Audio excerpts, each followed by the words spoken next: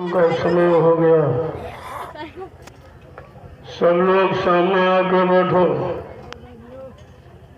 ताकि एक एक वचन आपकी समझ में आ जाए। साइकिल वाले नहीं जाएंगे क्या? जब सामने आके बैठोगे तो ये संत महापुरुषों के वचनों का असर प्रभाव तुम्हारे मन बुद्धि चित्त पर पड़ेगा। तब ये मन अपने गुनाहों को कबूल करेगा कि मैंने कितना अच्छा किया, कितना बुरा किया, कितना पाप किया, कितना पुण्य किया, कितना सुख किया, कितना सुख किया। वैसे शैतान मन किसी से मानने वाला नहीं है। इसने बड़े बड़े ऋषि मुनियों को, योगियों को, महर्षियों को, ब्रह्मचारियों को धराशायी कर दिया।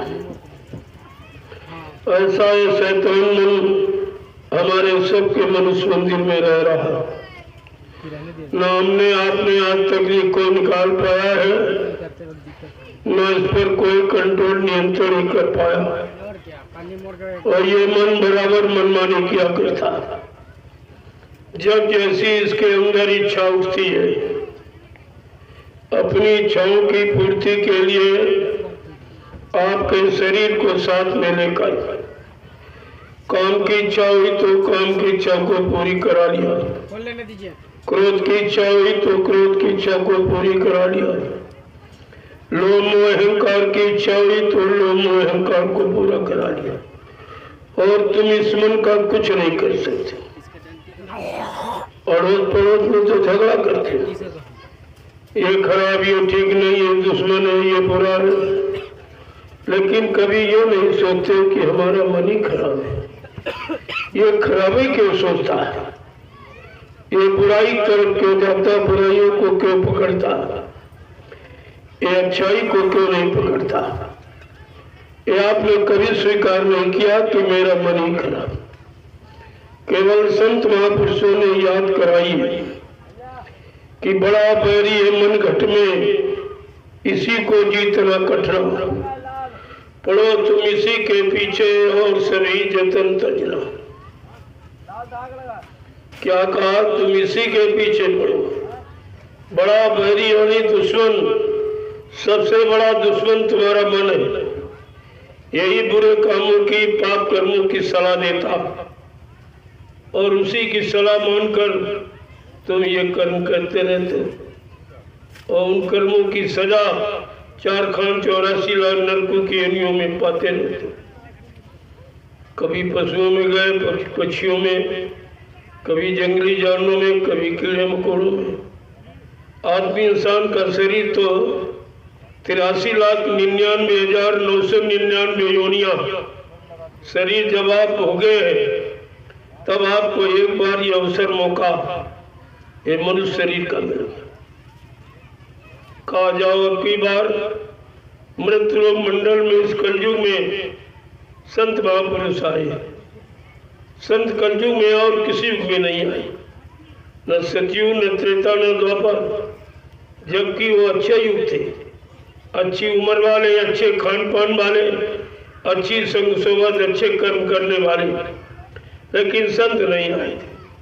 संतों ने कलयुग में आना ही अच्छा समझा, क्योंकि कलयुग के जीवों का कोई सहारा नहीं था। ये सबसे खराब तो इनको कोई ले नहीं रहा था। ऐसे गंदे, कमजोर, भोगी, विलासी, पापी, खराब जीवों के लिए उनको ठीक करने के लिए संत महापुरुष आए और उन्होंने सत्संग सुना कर इन सब को सही सच्चे रास्ते पे लाके खड़ा कर दिया।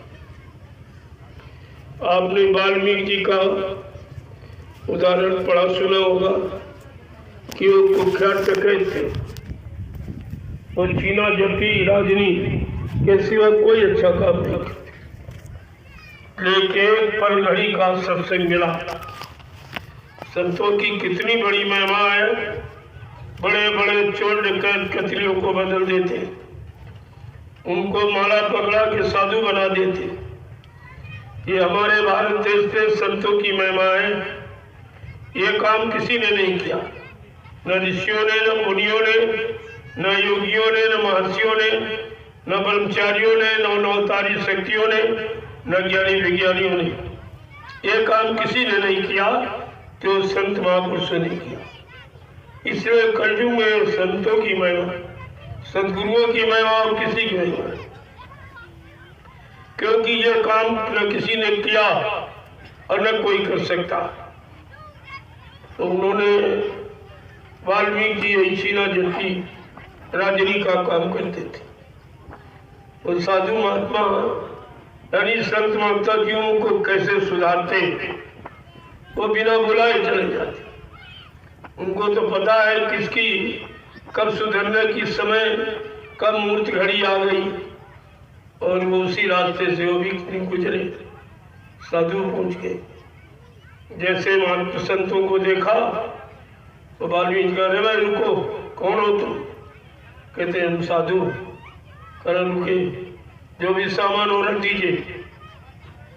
कहते भाई मेरे पास तो लंगोटी है, कमंडल और कुछ, चलो वही रख दीजिए। रखवा दिया तो महात्मा जी बैठ गए। बैठ का अच्छा ये बताओ, ये किस लिए करते हो तुम? तेरे सभी करते अपने बाल बच्चों के पालन पोषण के लिए, मैं भी, ये मेरा ही धंधा है। अच्छा ठीक, धंधा तो करते हो, लेकिन एक बात, तुम जाओ परिवार वालों से पूछ के आओ, जो ये पाप कर्म करते हो, इस पाप कर्म में भी तुम्हारे घर परिवार वाले हिस्सा लेंगे कि केवल तुम्हारी लूटपाट की कमाई में? कहा अच्छा, जिससे तुम भाग जाओ। कहते नहीं भगेंगे। तो साधुओं को तो पेड़ में बांध दिया। वाल्मीकि जी घर गए, जब पहुंचे तो उन्होंने कहा भाई कुछ लेके नहीं आए? कल आज कोई मिले नहीं। दो साधु मिले, उनके पास कुछ था नहीं। साधुओं ने ये कहा कि जाओ परिवार वालों से पूछ के आओ, जो ये लूटपाट की कमाई करते हो, इस कमाई के वो खाने वाले ही है कि केवल पाप कर्म में हिस्सा लेंगे? घर वालों ने कहा हमको तुम्हारे पाप कर्म से क्या लेना दिया, वो अपना तुम जानो, तुम करते हो, हमें तो खाने से मतलब। लेकिन फिर भी उनकी बुद्धि में नहीं आया ये क्या कहे। जब लौट के आए तो महात्मा ने पूछा भाई क्या जवाब मिला? कहा परिवार वाले तो कहते हमको तो तुम्हारे इस सामान से मतलब है, और तुमने लूटा पाटा क्या किया ये तुम जानो, तुम्हारे कर्म जानो। कहा फिर तुम्हारी समझ में नहीं आ रहा। जब तुम ही भोगोगे और खाएंगे सब, यानी मतलब चैन और सुख शांति वो पाएंगे, और भोग तुम करोगे, इल्जाम तुमको भोगना पड़ेगा, ये पाप कर्म की मार तुम्हारे पर पड़ेगी। तो धीरज से बैठाल कर उनको सत्संग सुना दिया।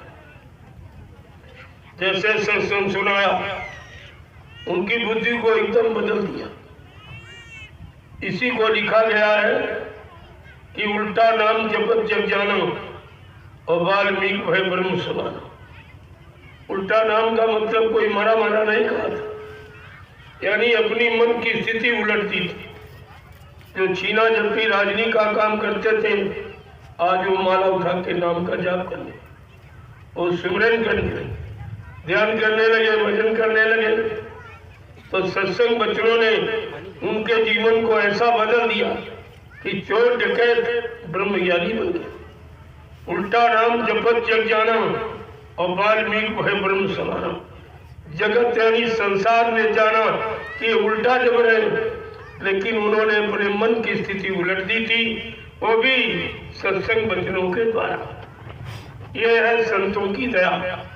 वो कैसे दया करते हैं, जीव को कैसे बदल देते हैं, उसकी तकदीर किस्मत कैसे बदल देते हैं और कहां से कहां पहुंचा देते, ये तो कोई जानता नहीं। इसलिए प्रेमियों, इस भारत देश में संतों का विज्ञान बिल्कुल अलग है, वो इस मानवीय विज्ञान से बिल्कुल अलग। तो संतों के विज्ञान को अगर लोग मान ले, समझ ले, जान ले, पहचान ले, तो फिर बदलने में देर नहीं होती। आज लोग संतों की बात मानते ही नहीं, पहली बात तो सुनते ही नहीं। मैं सारे देश को सुना रहा हूं और बदले में कुछ नहीं मिला।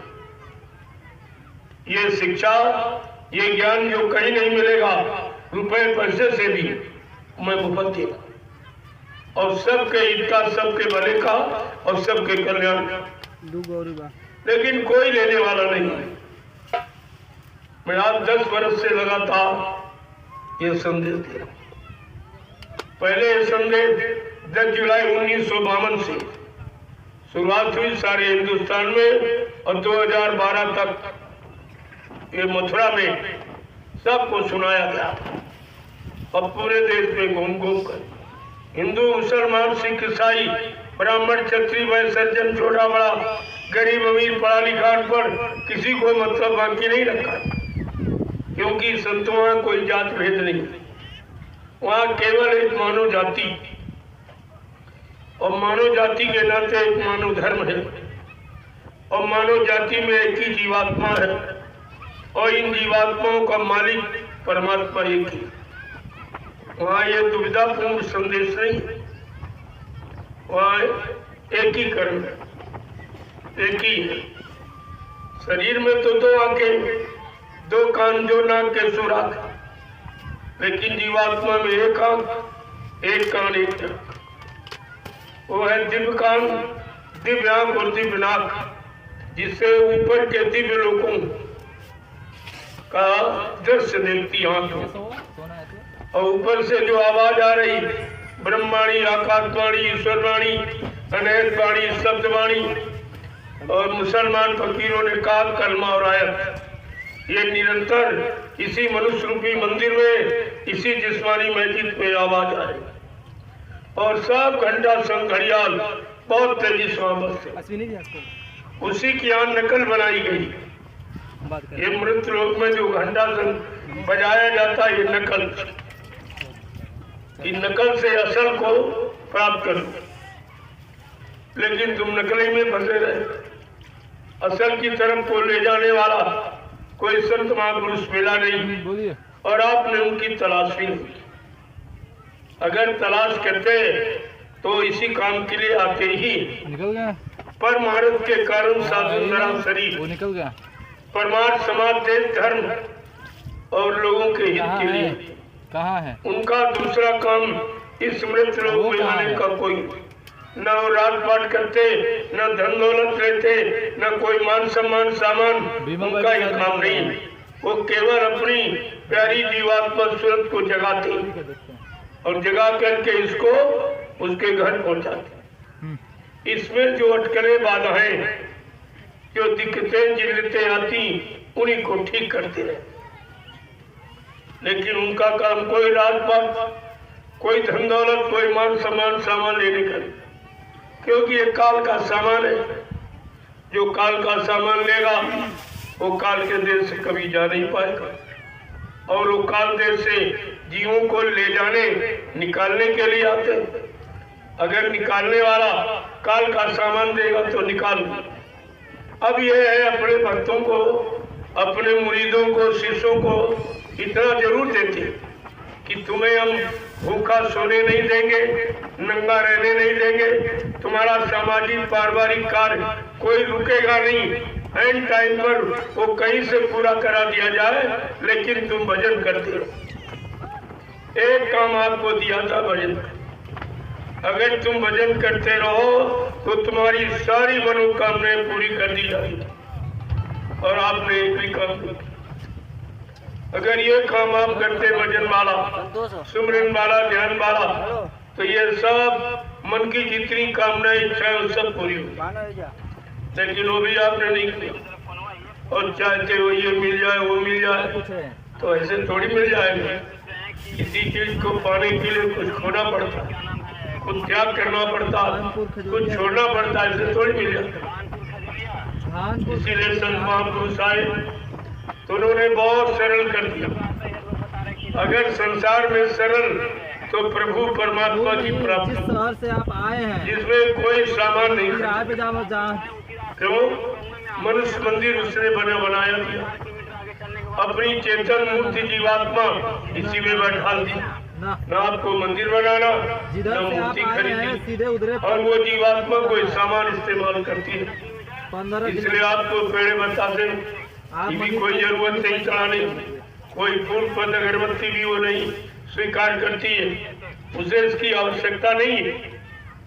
तो कितना सरल तरीका संत सदगुरु ने रखा, लेकिन आपने संतों को, सदगुरुओं को, गुरुओं को पहचान ही नहीं पाया। जब ये कलयुग का जीव गुरु को, संत को, सदगुरुओं को भूल गया, तब ये परम संत अनामी महाप्रभु को स्वतः मानव चोला धारण करके मृत्यु मंडल पर आना पड़ा और प्रभु नाम जगाना पड़ा। क्यों? जगाया हुआ नाम जीवात्माओं को जगाएगा, लेकिन जो किताबों में लिखा है वो पढ़कर लोगों को सुनाकर आप जीवात्मा नहीं जगा सकते, न अपनी जगा सकते, न जिसको सुनोगे उसकी जगा सकते। जीवात्मा जगती है जगाए नाम से। अब ये कलयुग में ये नाम जगाया गया। जो भी संत आए उस समय अपने जीवों के लिए, उन जीवात्माओं को सतलोक सचखंड पहुंचाने के लिए सबने नाम जगाया। सर्वप्रथम कबीरदास आए, उन्होंने साहब नाम जगाया। जब साहब नाम जगा लिया तो उसी जगाए नाम से जीवात्माओं को नाम दान देना शुरू किया। जब नाम जगा लेता है, नाम कारण नाम शक्ति जब अपने अंदर पैदा कर लेता है, तब वो नाम दान देता है। ऐसे नामदान कोई नहीं दे सकता। और जब शिवदयाल सिंह महाराज आए, उन्होंने राधा स्वामी नाम जगाया। उस समय जीवों का काम राधा नाम स्वामी नाम से किया। फिर वो चले गए तो गुरु नानक देव साहब आए, उन्होंने वाहे गुरु नाम जगाया, उससे जीवों का काम किया। अब वो चले गए, तब ये अनामी महाप्रभु आ गए, इन्होंने जय गुरुदेव नाम जगाया। ये तो सिलसिला है, संतों के आने का सिलसिला और नाम को जगाने का सिलसिला, और उसी जगाए नाम से जीवात्माओं का काम किया। इसमें कोई शंका की बात नहीं। और तुम टेकी बन जाते, तुम टेकी बन गए, इसीलिए आपका काम अभी तक नहीं हुआ। वाहे गुरु नाम से अब काम नहीं हुआ। अब तो वो काम कराने वाले चले गए। गुरु नानक देव जी महाराज जब चले गए, तब इसीलिए उनकी गद्दी पर किसी इंसान को बैठने नहीं दिया गया। सिखों ने कहा नहीं, ये गद्दी किसी इंसान की नहीं, ये गद्दी है वो जो जिसने नाम को जगाया। ये नामदारी, ये शब्द वेदी नाम वेदी, यानी ये उसकी गद्दी है जिसने नाम को जगाया, नाम को सिद्ध किया और अपने जगाए नाम से तमाम जीवात्माओं को जगाकर सत्यलोक सत्केल भेजा। ये उनकी गद्दी है। जब तक उनके समान कोई समकक्षी, उनसे मिलता जुलता आत्मज्ञानी, आत्मा को जगाने वाला, परमात्मा से मिलाने वाला जब तक कोई नहीं आएगा, इस गद्दी पर किसी इंसान को बैठने नहीं दिया जाएगा। इसलिए गुरु नानक जी की गद्दी पर आपने ग्रंथ साहब को रखा। ग्रंथ साहब को उनकी शिक्षा, उनकी तालीम, उनका जगाया नाम वाहे गुरु, ये सब आप कहते हैं। लेकिन आज आपका काम उससे नहीं है, और आप कितने दिन से कह रहे हो कोई काम नहीं हुआ। पहली जब आप वाहे गुरु नाम लेते हो तो नानक जी मिले आपको मिले क्यों नहीं मिले भाई? जब नाम लेते हो तो उनको बुला रहे हो तो मिलना आना चाहिए। अरे होते तो आते, ये क्यों भूल गए हो? उन्होंने शरीर का परिवर्तन कर दिया, समझ से चले गए। वो मरते नहीं है, शरीर बदलते नहीं। अब बदल कर फिर आ गए, तो कोई दूसरे नहीं है। यही तो लोगों में शंका। तब कहा हरि के 1000 नाम, करोड़ों नाम विष्णु भगवान के, अनंतों नाम परमात्मा के, तो परमात्मा के नाम में कोई शक संदेह नहीं करना चाहिए। जब जैसी जरूरत आवश्यकता मृत्यु लोक मंडल में जीवों के लिए समझी जाती है, तब दशा नाम जगाया जाता है, जगा के सिद्ध किया जाता है, उसी नाम का प्रचार किया जाता, उसी नाम से जीवात्माओं को जगाया जाता। वही नाम बेड़ा भवसागर में लगाया जाता है और जीवात्माओं को नाम रूपी बेड़े पर बिठाकर इस भवसागर से पार किया जाता है। ये है सिद्धांत। लेकिन आप ये सब भूल जाते हो। आप ये नहीं जानते हो जो आए सबने अपने अपने समय में नाम जगाया। इसी मैंने आपको बताया। कबीरदास आए, साहब नाम जगाया, शिवदयाल सिंह महाराज आए, राधा स्वामी नाम जगाया। गुरु नानक देव जी महाराज आए, वाहे गुरु नाम जगाया, और बाबा जी आए, इन्होंने जय गुरुदेव नाम दिया। तो इसमें शंका की क्या? वो तो समय में जीवों की मदद है, जीवों का सहयोग है, जीवात्माओं को जगाने का तरीका है, सतलोक सचखंड पहुंचाने का। लेकिन आप शंका में फंस जाते। तो वाहेगुरु कोई इंसान का नाम नहीं, साहब नाम कोई इंसान का नहीं, राधा स्वामी कोई इंसान का नाम नहीं, जय गुरुदेव नाम कोई इंसान का नहीं। इसीलिए आपको बताया गया कि आपको शंका न हो तो जय गुरुदेव नाम प्रभु का।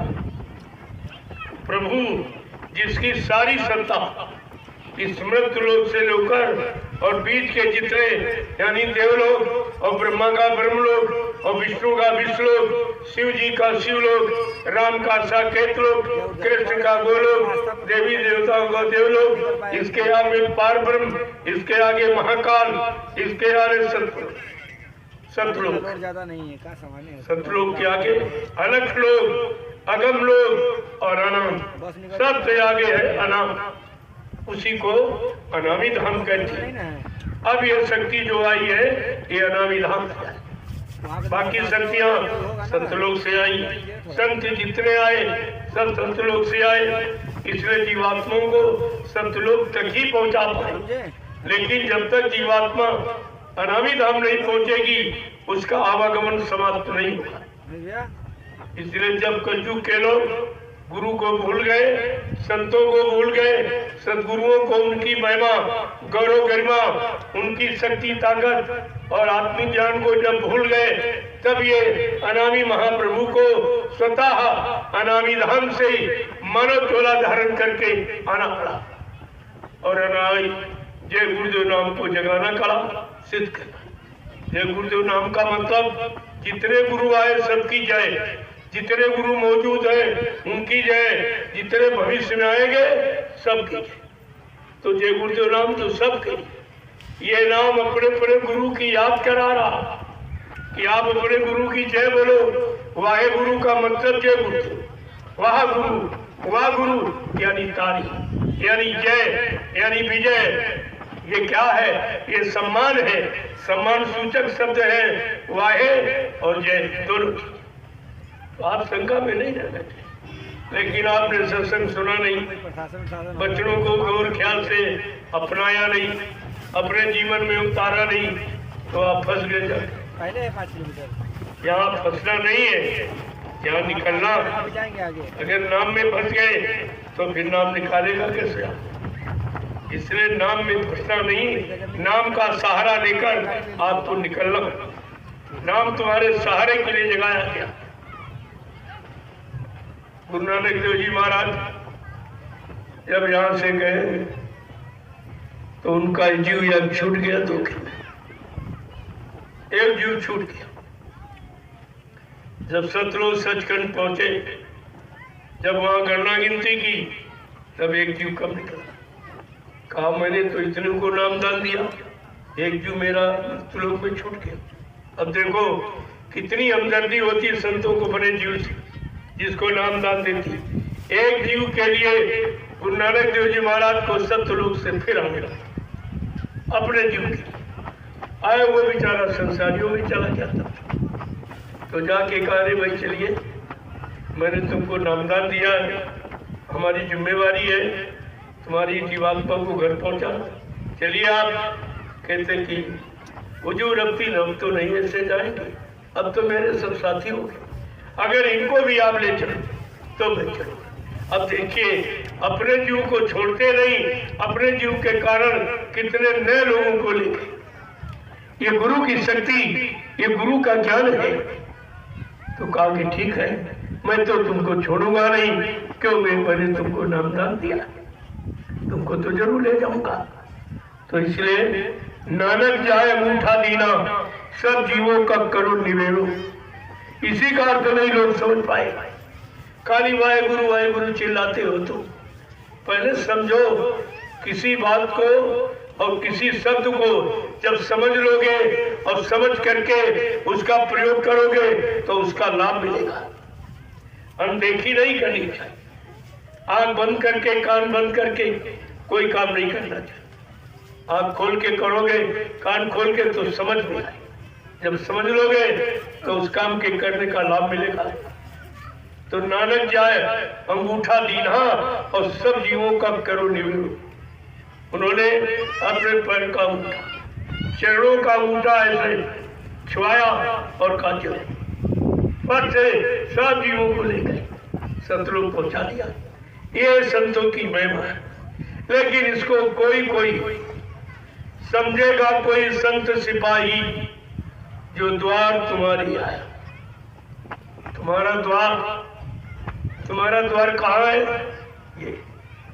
ये द्वार, और ये सबके लिए यही गुरुद्वारा है। गुरु इसके नीचे अपनी जीवात्मा को कभी नहीं आने देता कि नीचे ये गंदे दरवाजे, सब गंदगी वाले भोगों के जीवात्मा यहाँ। ये गुरुद्वारा है, यही मंदिर है, और यही मस्जिद है, यही चर्च है, ये सच्चा यही है। लेकिन तुमने ईंट पत्थर का बना दिया, कहते गुरुद्वारा।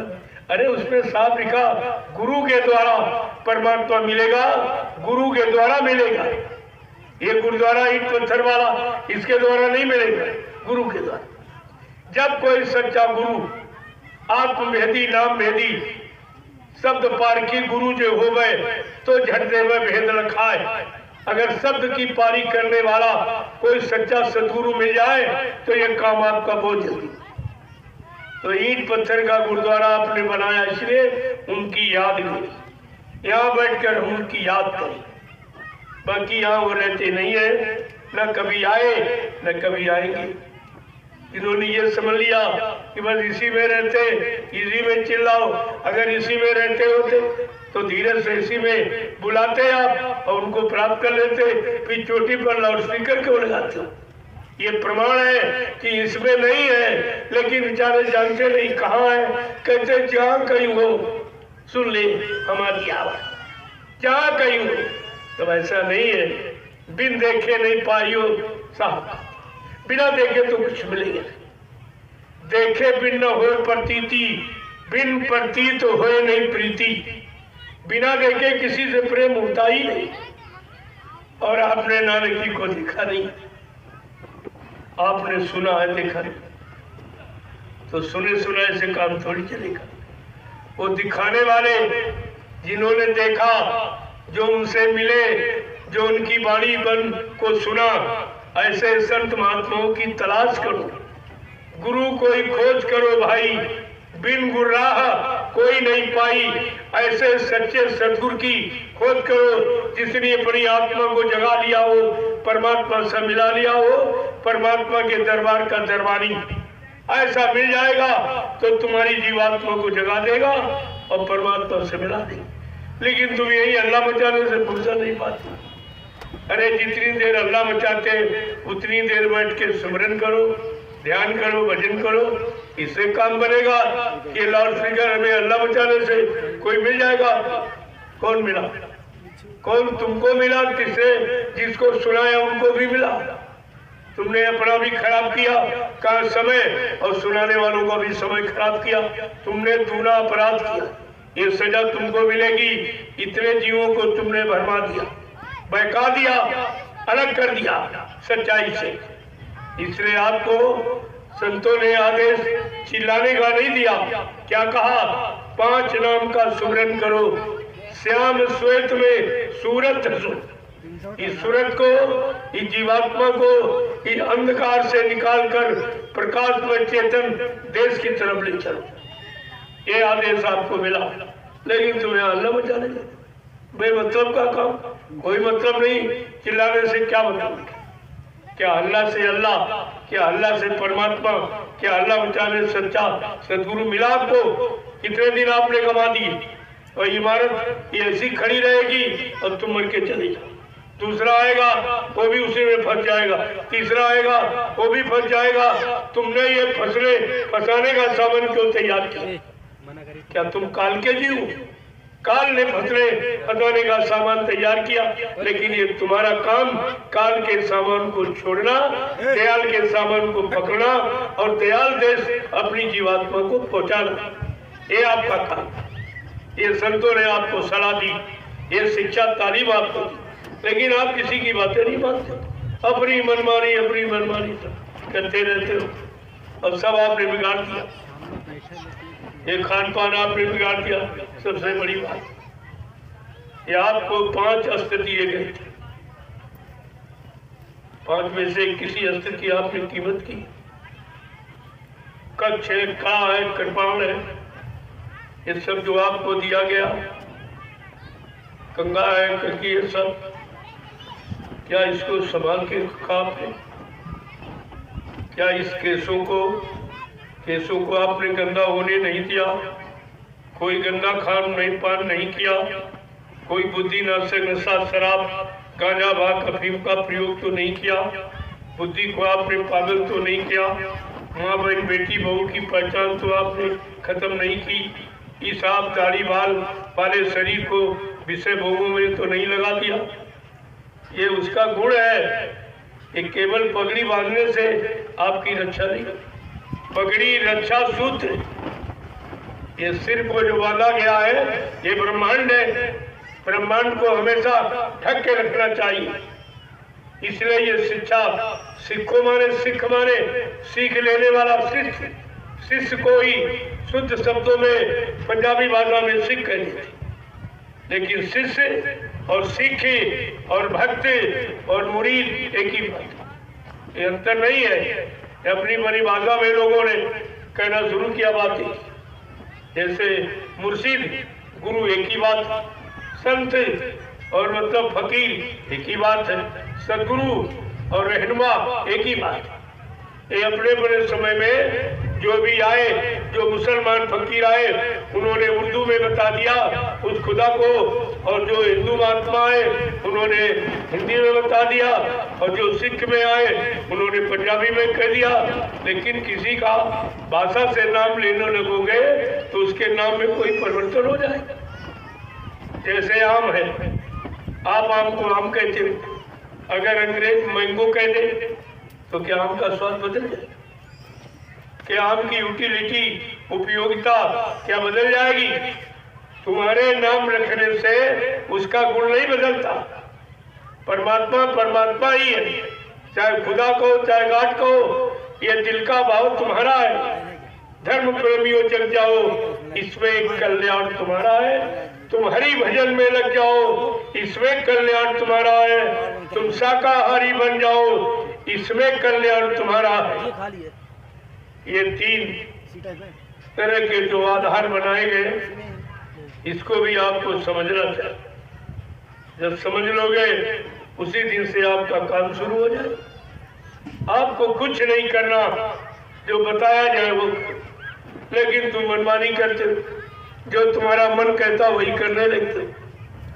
और मन कहेगा काल के काम को, जब काल का काम करोगे तो इसी काल के देश में बने रहोगे। यहाँ से कभी जीवात्मा आपकी निकल नहीं सकती। और संत निकालने के लिए आते, वो बताते हैं कि तेरा देश यहाँ नहीं, ये काल माया का देश, तेरा देश सतलोक सचखंड, चल मैं उसी देश से आया हूँ तुझे लेने के लिए, तुझको तेरे घर पहुंचाने। ये संतों ने अपना परिचय दिया। बाबा जी ने क्या आपको परिचय दिया, सारे हिंदुस्तान को क्या बताया? क्योंकि उस समय के परम संत है, अनामी महाप्रभु है, तो उनको बताना तो सबके लिए बहुत जरूरी। नहीं लोग जानेंगे कैसे कि संत सदगुरु के सिवा यहाँ कोई आया ही नहीं। जब लोग संत सदगुरु को भूल गए, उनके वचनों को, उनकी महिमा को और उनके ज्ञान को भूल गए, तब परम संत शक्ति को आना पड़ा है। तब ये परम संत अनामी महाप्रभु ये स्वतः मानव चोला धारण कर किया, और ये सब की महिमा बताने की, गुरु की महिमा, संतों की महिमा, सदगुरुओं की महिमा, ये सब की महिमा बताने के लिए आए। और इनका अपना काम अलग अलग। गुरु को जो जीव जगाने थे उन्होंने अपने ज्ञान से जगाया, उनका ज्ञान सांसारिक ज्ञान था। राजपाट धन दौलत देकर, मान सम्मान देकर, पद पत्नी बाल बच्चे देकर, ये सामान देकर उनको जगाया। और इसके बाद संत आए, उन्होंने इससे अलग होने के लिए जगाया कि अब तुम काम करो, लो मोह अहंकार को छोड़ो, इसी में तुमको फंसे और इन्हीं पांचों ने तुमको फंसाया, अब तुम इससे अलग हो जाओ। संतों ने अलग करना सिखाया। सदगुरुओं ने कहा बिल्कुल अलग होकर के ये लो, नाम का सहारा पकड़ो, ये नाम डाल लो और ये नाम की कमाई करो। तुमने शरीर इंद्रियों से दाम की कमाई की, जो कमाई काल माया की तुम्हारी नहीं है, वो काल भगवान की। जब तुम यहाँ से चलोगे, काल भगवान अपनी सारी कमाई ले लेगा, जमीन भी छीन लेगा, दुकान मकान भी छीन लेगा, नौकरी धंधा भी छीन लेगा, पद पत्नी बाल बच्चे भाई बंद बिरादर सब छीन लेगा और तुम्हारा शरीर भी ले लेगा। तुम्हारा नंगा करके यहाँ से बेचेगा, जाओ ये तो सब मेरा सामान मैंने दिया। जब तुम मेरे देश में आए हो, हमारे देश में रहो, तो मैं तुमको अपना सामान दूंगा। उसने ये सामान दिया जिसको आपने धीरे धीरे धीरे जब लंबा समय निकल गया, इसी में बने रहे, इसी का प्रयोग करते रहे और इसी में फंस गए, तो आप कहते हो हमारा है, जमीन हमारी है, दुकान हमारा है, मकान हमारा है, पति हमारा, पत्नी बाल बच्चे हमारे, जबकि तुम्हारा यहाँ कुछ नहीं। तुम तो माँ के पेट से नंगे और अकेले आए थे, ये तुम्हारा कैसे हो? जो जैसे आए हो वैसे जाओगे, नंगे आए हो और नंगे ही जाओगे। सब सामान यहीं पर छीन लिया जाएगा। जब सामान सब छीन जाएगा तो इस सामान में इतना समय क्यों खराब कर? अरे कुछ समय अपने काम में भी लगा लो। संतों ने क्या कहा कि घर गृहस्थी परिवार में रहो, कलयुग में आपको साधु नहीं बनाया जाएगा। साधु बनाया नहीं जाता, साधुता एक विचार है, विचार है, साधुता धारण की जाती। तो कहा घर गृहस्थी परिवार में रहो, अपने बाल बच्चों के बीच रहो, बाल बच्चों के पालन पोषण के लिए खेती करो, दुकान करो, दफ्तर करो, बिजनेस व्यापार मजदूरी करो, आए गए का आर्थिक सत्कार करो, एक गृहस्थी धर्म है। और जब कोई काम न हो आपके पास, न संसार का, न शरीर का, न परिवार का, न बाल बच्चों का, तब अगर आप अपने को इंसान समझते हो तो इंसानियत के लिए इसी मनुष्य मंदिर में आत्मा से परमात्मा का भजन करें। अगर आपको आप मुसलमान समझते हो अपने आप, तो इसी जिस्मानी मस्जिद में रूह से खुदा की इबादत करें। अगर सिख कहते हो, इसी मनुष्य मंदिर में आत्मा से शब्द की कमाई करो। अगर अपने आप को ईसाई कहते हो तो इसी मेन बॉडी में सोल से और उस खुदानी गॉड की प्रेयर करो। लेकिन सबके लिए है, लेकिन सबको मनुष्य मंदिर का इशारा। वो ईंट पत्थर वाला मंदिर वो इंसान का बनाया और ये मनुष्य मंदिर ये भगवान का बनाया। अब आप सोचो, भगवान अपने बारे में रहेगा कि तुम्हारे बारे में? तुम्हारे बारे में कभी आया ईंट पत्थर वाले? किसी ने देखा तो बता दे। जो पंडा पुजारी वहाँ अल्लाह मचाते लाउड स्पीकर लगाकर, उनसे पूछो तुम अल्लाह कितने दिन से मचा रहे हो, तुमको परमात्मा मिला? कभी आया कोई देवी देवता इस ईंट पत्थर वाले मकान में मिले तुमको? तो सही बात बताएगा, तो आपको समझ लेना चाहिए। इनमें नहीं है, होते तो इसको जरूर मिलते, ये तो 24 घंटे वही रहता। और मुल्ला मौलवी उसको पूछो क्या खुदा इस ईंट पत्थर वाली मस्जिद में मिला है? किसी को मिला? पीर पैगंबर औलिया मुर्शिद कामिल फकीर जो आए, उन्होंने कहा नहीं, इसी जिस्मानी मस्जिद में जब रूह से तू इबादत करेगा तब खुदा मिलेगा। यहाँ जमीन जमान से नहीं, क्योंकि जमान आप सब ने गंदी कर। आपने मुर्दा मांस पशु पक्षियों का खा के जमान को गंदा किया। मुर्दा तो घर में कोई रखता है?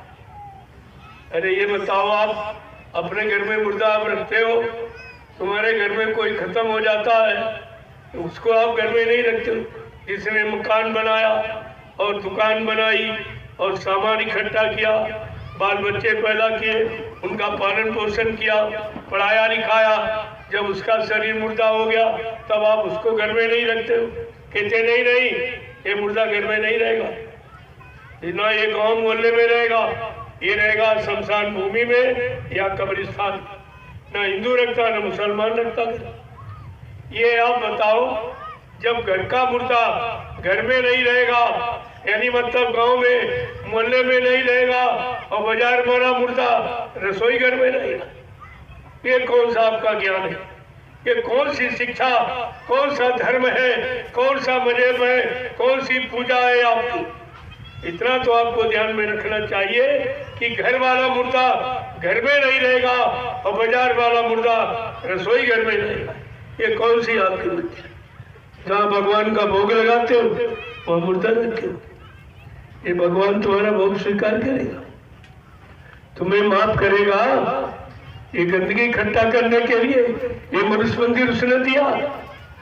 कम से कम संत महात्मा फकीरों के पैगाम कलाम संदेश को सुनो तो अभी बच सकते हो, नहीं तो इसकी बहुत बड़ी सजा, जीव हिंसा हत्या की सबसे बड़ी सजा, इससे बड़ी कोई सजा।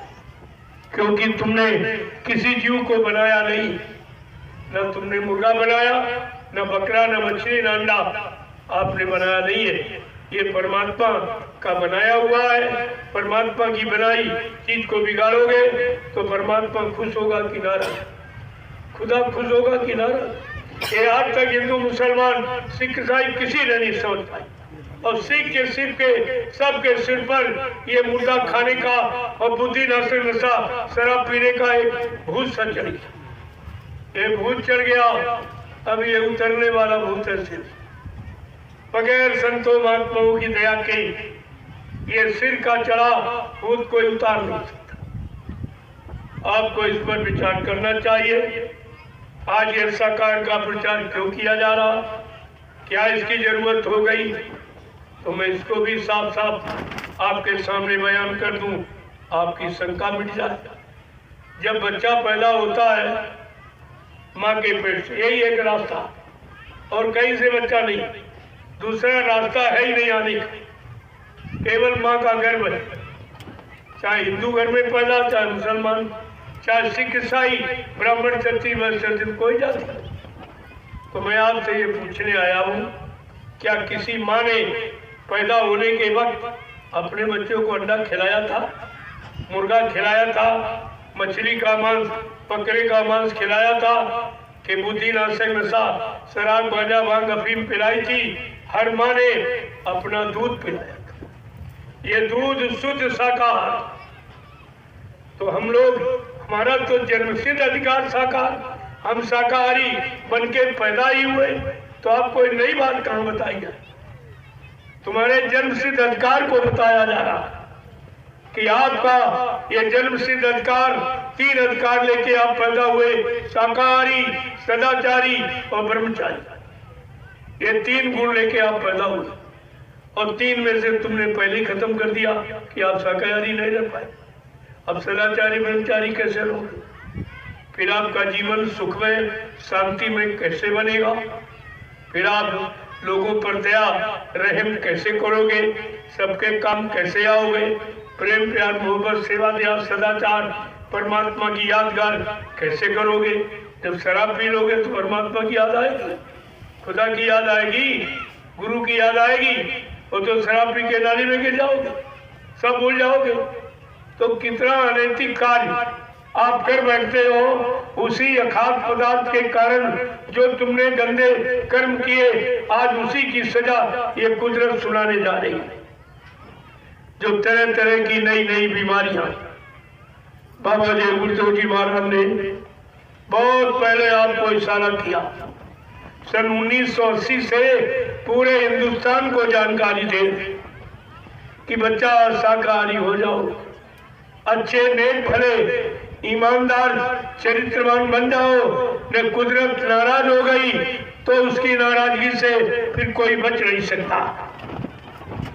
लोगों ने उनकी बात नहीं मानी, हंसी मजाक समझा। अरे संत महात्मा कभी हंसी मजाक करते हैं?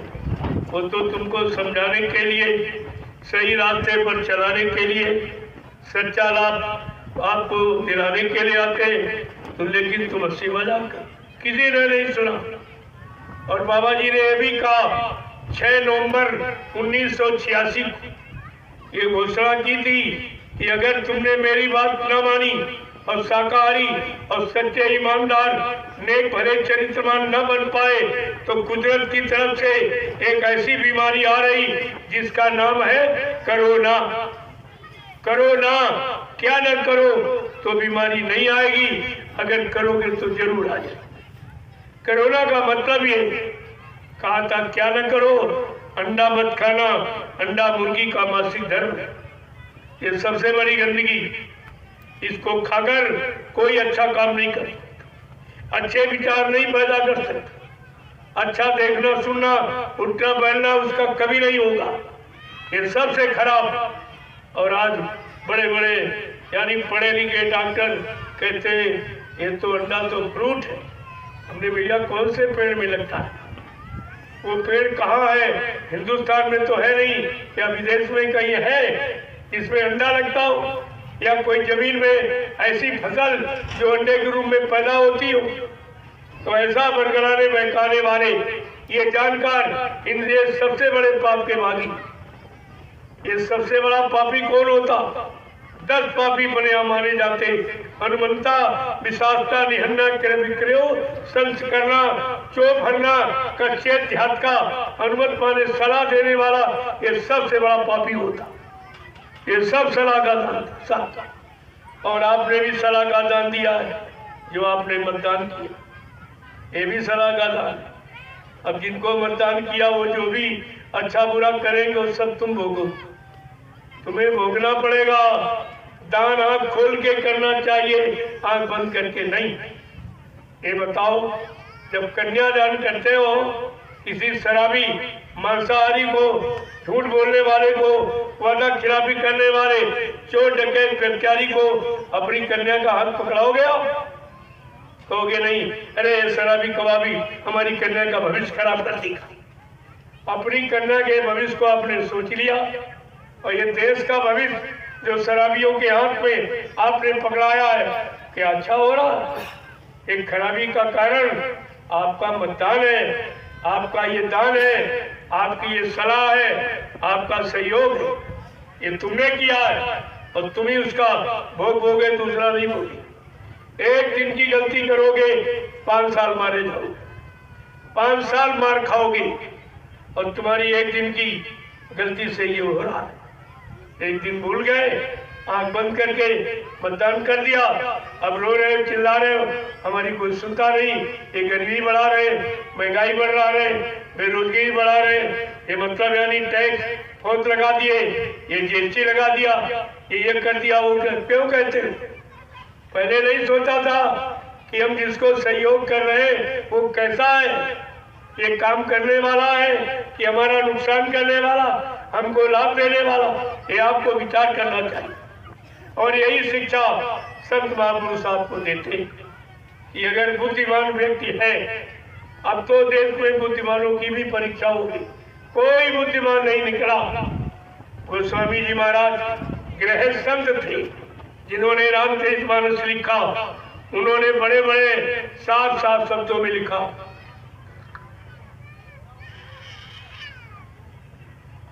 क्या कहा उन्होंने कि सुन खग पाती ये समुझी प्रसंगा, और बुध नहीं कर ये अधम कर संगा। बुद्धिमान पुरुष कभी अधर्मियों का साथ, और आपने क्या किया? ये तुम्हारी बुद्धिमानी है?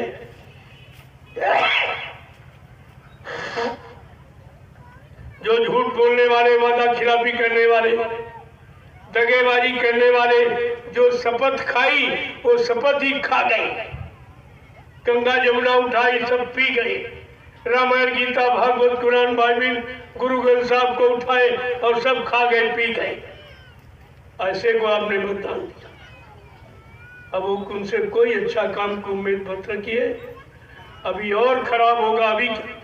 अभी महंगाई क्या देखी, ऐसी महंगाई आगे आ रही जो तुमको दिन में तारे नजर आएंगे। इतने टैक्स लगा दिए जाएंगे, इतनी जीएसटी लगा दी जाएगी, तुम्हारी कमर टूट जाएगी। तब तुमको संत महात्माओं की बात याद आएगी।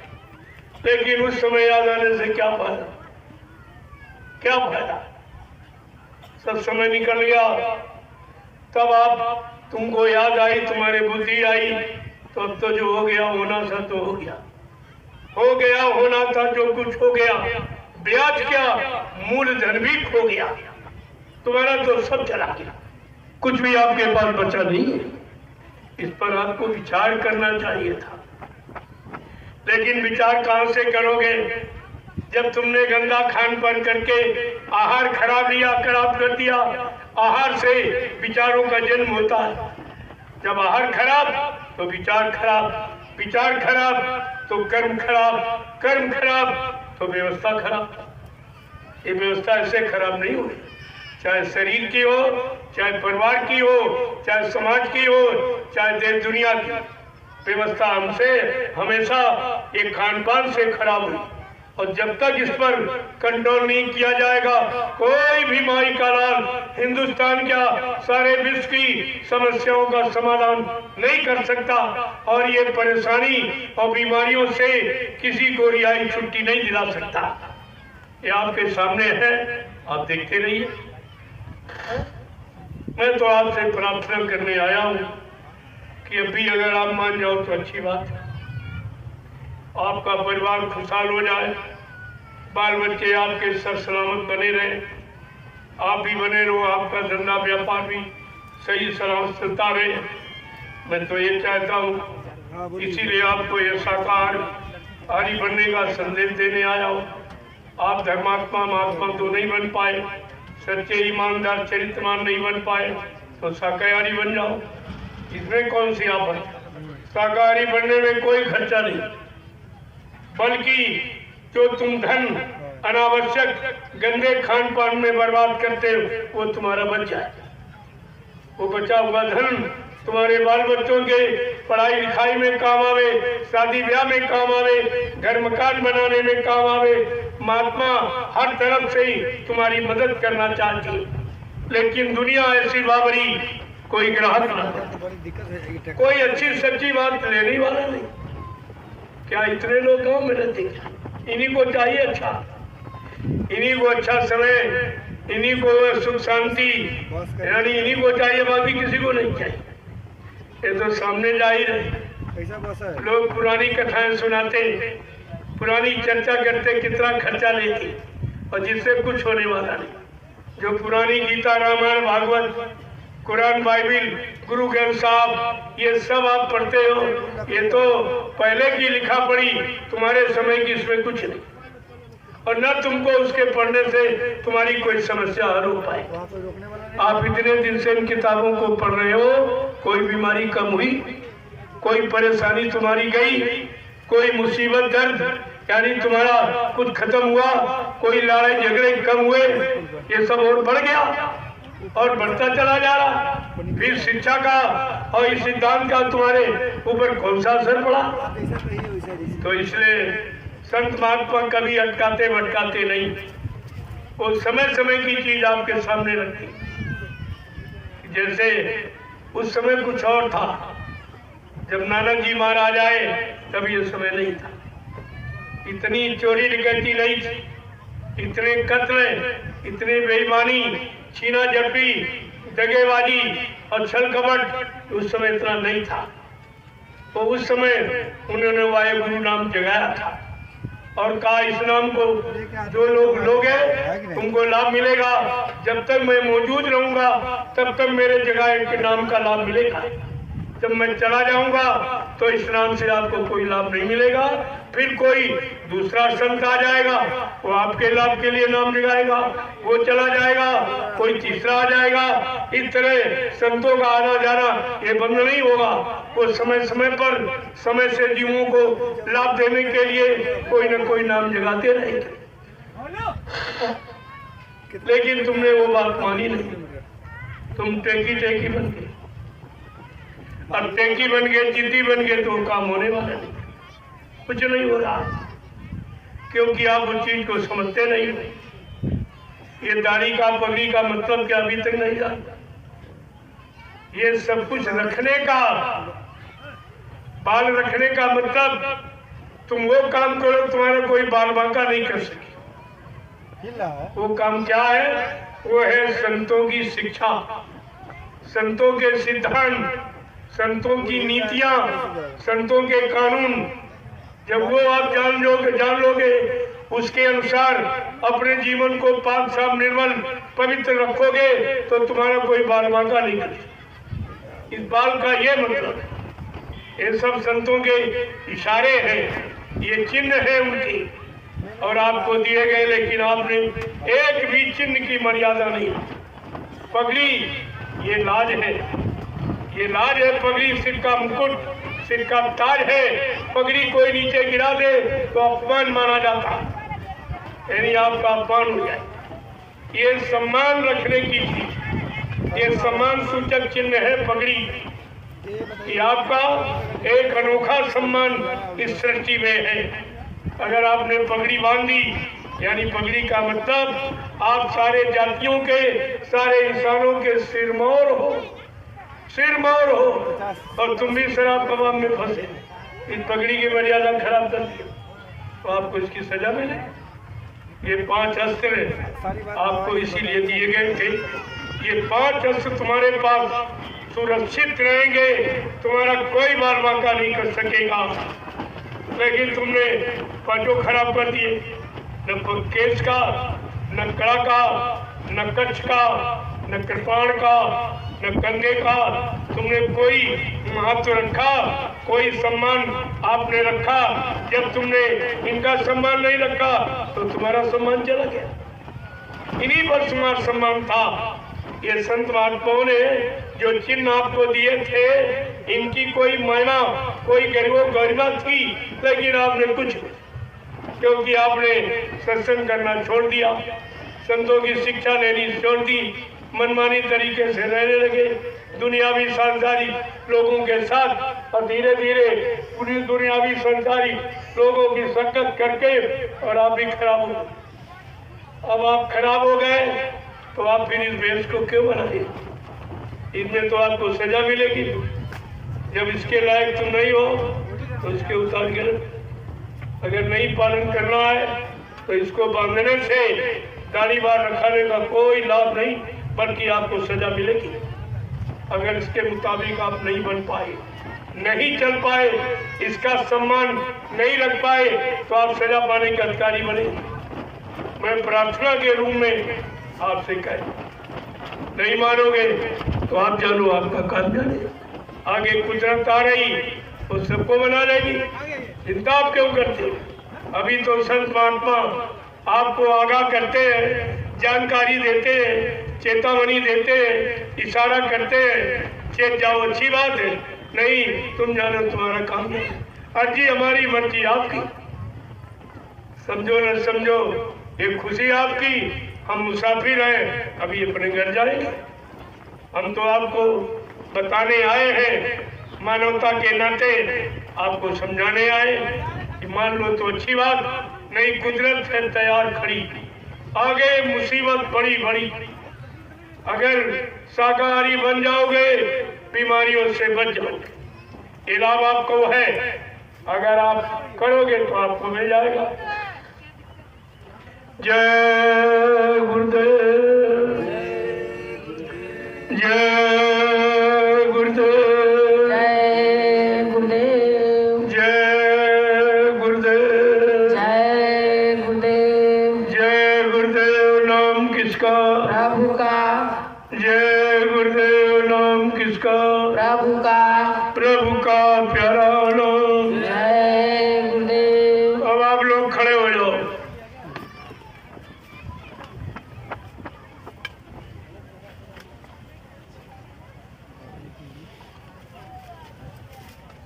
खड़े हो जाओ आप लोग। देखो प्रेमियों, खड़े होने का मतलब खड़े तो रोज ही होते हो और बैठते भी रोज हो, लेकिन हमारा उद्देश्य कुछ और है। खड़े होने का मतलब अब अच्छे सच्चे नेक भले ईमानदार चरित्रवान समाज के निर्माण के लिए अब आप लोग खड़े हो। अब सुस्ती करने की जरूरत नहीं है, ये परिवर्तन का समय है। परिवर्तन किसी को माफ नहीं करता। पिछला परिवर्तन तो बहुत खराब था, द्वापर का परिवर्तन मारकाट का।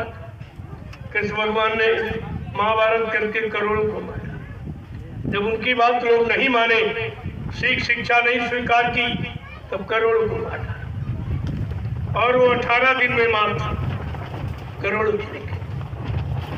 जब राम की बात वो रावण विद्वान नहीं माना, तो उन्होंने भी करोड़ों को मारा। और सतयुग में जब हिरण्यकशिप अपने बेटे भक्त प्रहलाद की नेक भली अच्छी धर्म सत्य की बात को नहीं माना, वो भी मारा गया। तो इतिहास तो ये बता रहा, अच्छी सच्ची नेक भली बात न मानने का परिणाम विनाश, वो विनाश होता है। आप नहीं मानोगे तो आपका भी वही। और अभी आपने देखा कि बाबा जी की बात लोगों ने नहीं मानी, तो उन्होंने 6 नवंबर 1986 को कोरोना की बात बताई। लोग हंसी मजाक करते थे कि ये कोरोना भरोना क्या होता, ये क्या बोल रहे हैं, ये बाबा जी पागल हो गए क्या? कहा ठीक है, तो समय बताएगा कि मैं पागल हूँ कि तुम सब पागल। जब आ गया तो किला, और कोई दवा इसकी आज तक नहीं है, सब झूठा प्रचार है, कोई दवा, क्योंकि कोई बीमारी नहीं है, ये तुम्हारे पाप कर्मों की सजा। ये कुदरत ने ये सजा भेजी है। अब करोड़ों एक धक्के में चले गए दुनिया से, और कोई नहीं बचा पाया, न प्रधानमंत्री मुख्यमंत्री बचा पाया, न कोई डॉक्टर वैद हकीम बचा पाए, न दवाखाने हॉस्पिटल यानी बचा पाए, न कोई डॉक्टर वैद हकीम बचा पाया। प्रेमियों, ये कुदरत की तरफ से जो कुछ गलत होता है या बुरा होता है, उसको रोकने बचाने का अधिकार केवल संत सदगुरु को है, और कोई नहीं बचा सकता। संतों का संबंध कुदरत से होता है, बाकी कुदरत से किसी का कोई संबंध नहीं। कुदरत किसी को नहीं मानती, ना किसी को माफ करती है, लेकिन संत महापुरुष कुदरत को मना लेते, मनाना जानते हैं, क्योंकि वो कुदरत का काम करने ही आए। जब कुदरत का काम करने आए तो कुदरत हमेशा उनके पक्ष में रहती, जो वो कहते हैं वो कुदरत करती है। लेकिन आप सब भूल गए इस बात और मुसीबत पे आप चली। तो इसलिए अभी आपके लिए मौका, अभी वक्त है गुनाहों से तू तौबा कर ले, फिर न कहना हमने सुना था पैगाम नहीं। मैं ये कहने किसी को नहीं दूंगा, मैं पूरे हिंदुस्तान में घूम घूम कर ये संदेश दे रहा हूँ, लोगों को जानकारी दे रहा हूँ। आगे आने वाले खराब समय से बचाने के लिए ये महाप्रसाद भी दे रहा हूँ, जो हिंदुस्तान में कभी किसी ने दिया ही नहीं, न पहले दिया, न आज कोई दे रहा, न आगे कोई दे सकेगा। ऐसा एक काम आपके सामने अनोखा होगा। जय गुरुदेव, जय गुरुदेव, जय गुरुदेव, जय गुरुदेव। नाम किसका? जय गुरुदेव। नाम किसका? प्रभु का। प्रभु का प्यारा नाम। जय गुरुदेव। जोर से बोलो, जय गुरुदेव। सब मिल बोलो, जय गुरुदेव। बोलना होगा, जय गुरुदेव। अभी से बोलो, जय गुरुदेव। दुख दर्द हरेंगे, जय गुरुदेव। सब कष्ट मिटेंगे, जय गुरुदेव। सुख शांति भी देंगे। जय गुरुदेव। सबके दाता, जय सबके मालिक, जय गुरुदेव। प्रेम से बोले, जय गुरुदेव। ये नाम नहीं इंसान का, ये नाम है प्रभु का, ये काम नहीं इंसान का। ये काम है प्रभु का। प्रेमियों, भी इंसानों के बस का काम नहीं। अगर इंसानों के बस का होता ये 70 साल की आजादी, ये सब आपको परिचय दे रही कि आपका कोई काम नहीं। चुनाव तो आपने किए, इतने चुनाव किए, चुनाव पर चुनाव, चुनाव पर चुनाव, सारा देश चुन गया, कुछ नहीं बचा, कुछ भी नहीं बचा और काम कुछ नहीं। जिसको आपने चुना उन्होंने तुम्हारे भले का, तुम्हारे लाभ कल्याण का कोई काम नहीं किया। तो चुनाव का मतलब क्या निकला? ये प्रजातंत्र में प्रजा के द्वारा चुनाव और प्रजा का कोई लाभ ही नहीं, प्रजा का कोई काम ही नहीं, न्याय सुरक्षा ही नहीं, रोजी रोटी भी नहीं, महंगाई गरीबी दूर नहीं, टैक्स जीएसटी खत्म नहीं, तो मतलब क्या निकला चुनाव? और ये चुनाव कितना महंगा ये भी नहीं बताया गया। ये भी भारत की जनता से प्रजातंत्र में चोरी की गई कि प्रजा को ये नहीं बताया गया ये चुनाव जो तुम्हारे लिए किया जा रहा कितना महंगा,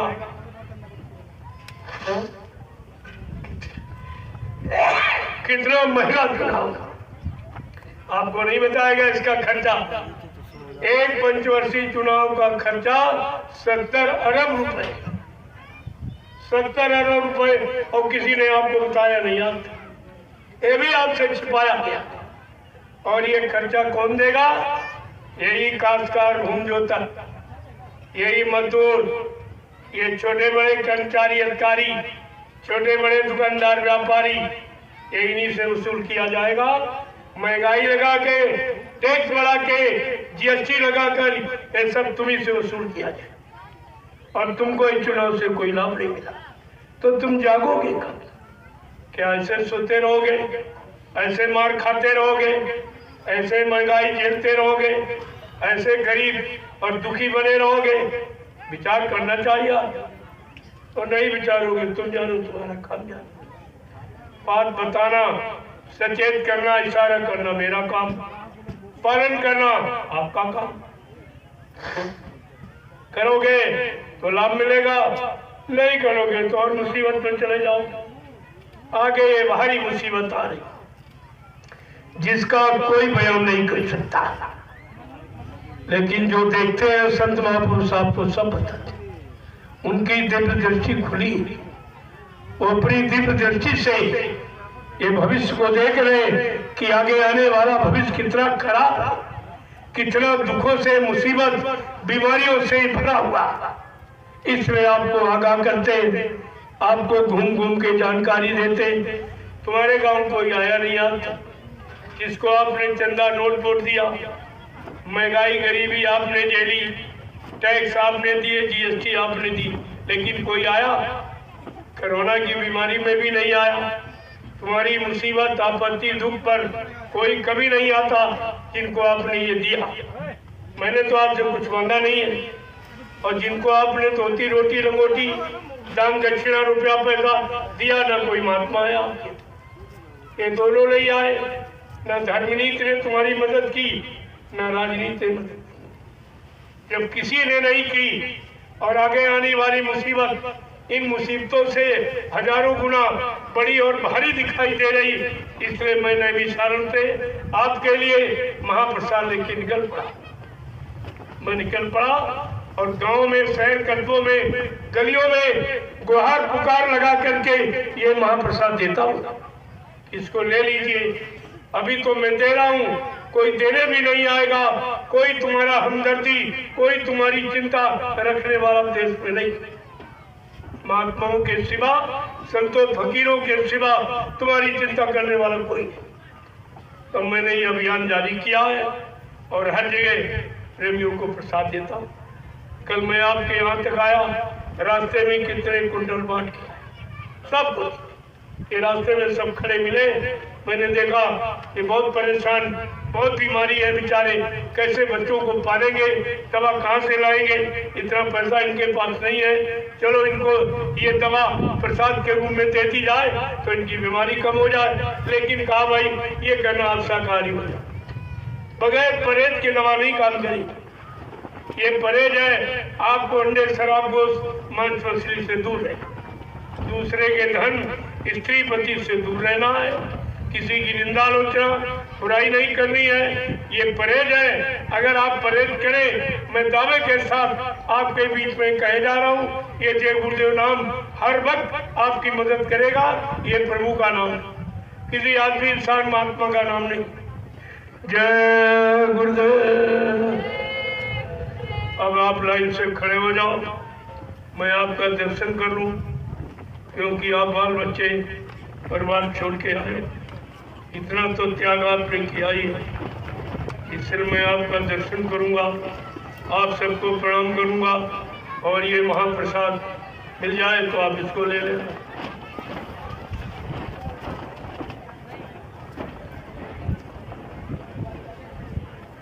एक लाइन महिलाओं की, देखो शांति के साथ, इतनी अच्छी चीज ले रहे हो जो कहीं मिलेगी नहीं, और अल्लाह शोरगुल मत मचाइए, इसको प्रेम से स्वीकार कीजिए।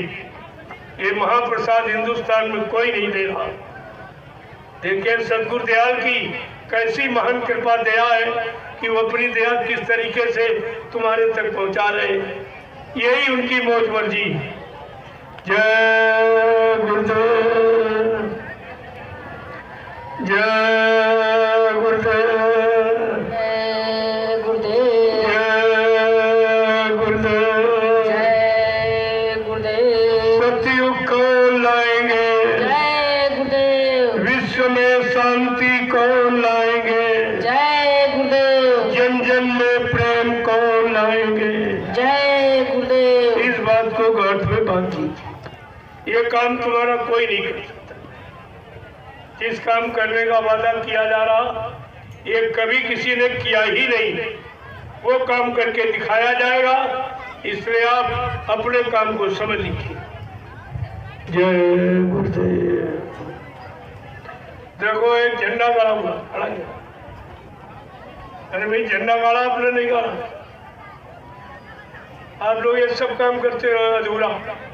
फिर तुम्हारा कार्यक्रम कराने का मतलब का, जब क्षेत्रीय जनता को कोई लाभ न मिले तो तुम्हारा कार्यक्रम कराने क्या मतलब। हर जगह मैंने कहा झंडा गड़ा दीजिए। जब लोग झंडे की परिक्रमा करेंगे, उनकी तमाम तरह की बीमारी और भूत प्रेत ये सब उतर जाएंगे। ये झंडे का इतना बड़ा काम है और तुम वो काम करते ही नहीं हो। ये झंडा गाड़ी आप जल्दी से प्रेमियों से परिक्रमा करेंगे। जय गुरुदेव।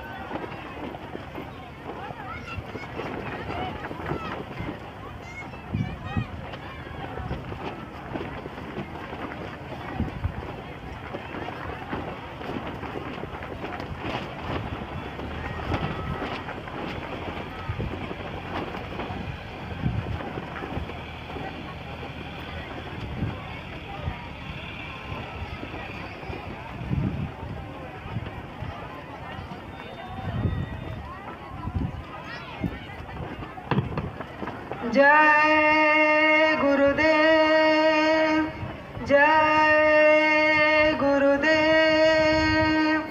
प्यारे भाइयों और बहनों, आप सभी को एक आवश्यक सूचना दी जा रही है। परम पूज्य गुरु महाराज बाबा जय गुरुदेव हमारे स्वामी जी महाराज के आदेशानुसार जिसकी इच्छा हो भूमि सेवा देने की रामशाला के लिए जो भूमि खरीदी जा रही है, उसके लिए आश्रम के लिए जिसकी इच्छा हो वो भूमि सेवा देना चाहता है यदि, तो यहाँ साउंड सर्विस के पास बैठे हुए हैं, यहाँ आकर के आप सभी लोग अपनी भूमि सेवा लिखा सकते हैं। जय गुरुदेव।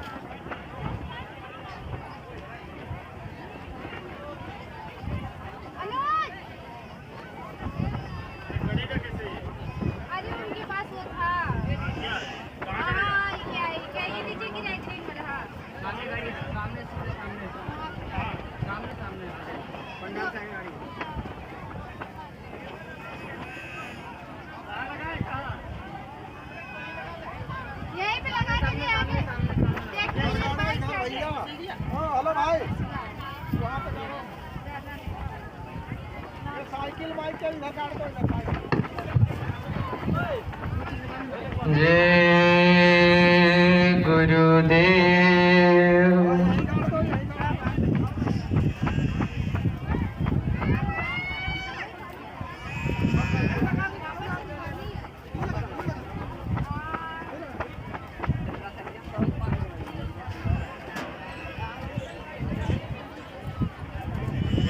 जय गुरुदेव।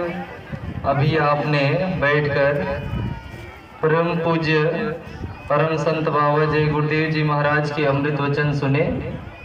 आप सभी इन वचनों को गांठ बांध करके रखेंगे।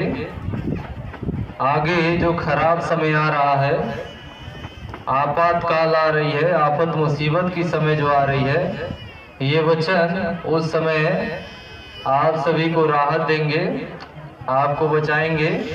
इन वचनों के अनुसार आज से ही अगर आप अपने जीवन को ढालेंगे तो आपका निश्चित ही बचाव हो जाएगा। आप सभी अपने जूते चप्पल बाहर निकाल करके अपने सिर माथे को ढककर ही मालिक महान का दर्शन करने आएंगे। ये मर्यादा है। जब आप गुरुद्वारे में जाते हैं तो वहाँ की भी मर्यादा यही है। तो आप गुरु के पास सतगुरु का दर्शन करने आ रहे हैं तो अपने जूते चप्पल को वहीं किनारे बाहर निकाल देंगे और अपने सिर माथे को ढक करके स्वामी जी महाराज का दर्शन दीदार करेंगे और अपने गुनाहों की अब तक जितनी गुनाहें की हैं उसकी क्षमा मांगकर शाकाहारी बनने का संकल्प लेंगे। आगे आपको प्रसाद दिया जा रहा है। दर्शन करने के बाद जब आप आगे आएंगे तो आपको प्रसाद दिया जा रहा है। प्रसाद के रूप में जो इलायची दाना आप सभी को दिया जा रहा है, इस इलायची दाना को आप सभी बड़े ही संभाल करके रखेंगे। अगर आप इस इलायची दाना को संभाल के रखेंगे और समय से प्रयोग करेंगे तो ये इलायची दाना महाप्रसाद आपके बुरे समय में, आफत मुसीबत के समय में आपकी संभाल करेगा। तो ये इलायची दाना महाप्रसाद जिसको स्वामी जी महाराज ने स्पर्श किया है, इसको रख लीजिए। दुकानों से, बाजारों से और खरीद लीजिए इलायची दाना और उसमें मिला करके पूरा अपने घर में संभाल के रखेंगे सुरक्षित। जब कभी आपके घर में कोई बीमारी महामारी आती है, दुर्घटना हो जाता है, जब कोई भी इष्ट आराध्य आपका साथ नहीं दे, तो इस इलायची दाना महाप्रसाद को एक दाना अपने मुंह में डाल करके 10 बार जय गुरुदेव नाम लेंगे। और यदि आप शाकाहारी रहेंगे तो ये इलायची दाना महाप्रसाद आपके जीवन में पूरा का पूरा काम करेगा और उस वक्त आपकी संभाल करेगा। तो ये इलायची दाना प्रसाद आपको दिया जा रहा है, इसको आप बिसराएंगे नहीं। एक दाना अभी खा लीजिए और बाकी सारे दानों को अपने घर में ले जा करके किसी डिब्बे में या किसी ऐसे पात्र में संभाल करके रखेंगे जिसको कई सालों तक आप सुरक्षित रख सकें। जय गुरुदेव।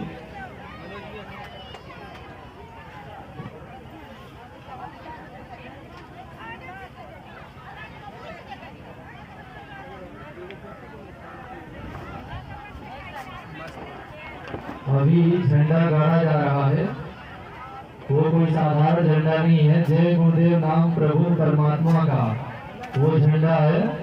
आप सभी श्रद्धालु प्रेमी भक्त वो झंडे की परिक्रमा जरूर कर लीजिए। देखिए यही बाएं तरफ, ये सत्संग स्थल के बाएं तरफ देखिए झंडा गाड़ दिया गया है, प्रेमी उसकी परिक्रमा भी कर रहे हैं। उसकी कैसे परिक्रमा करनी है आप इस विधि को समझ लीजिए। कोई भी कार्य जब आप विधि विधान से यानी नियम पूर्वक अनुशासन में करेंगे तो उसका 100% लाभ मिलेगा। आप झंडे के पास पहले जाइए, झंडे पे आप देख लीजिए लिखा है जय गुरुदेव नाम प्रभु का, यानी वो प्रभु परमात्मा वो वाहिगुरु आपकी रक्षा सुरक्षा करेंगे, उसके लिए ही वो खड़े हैं।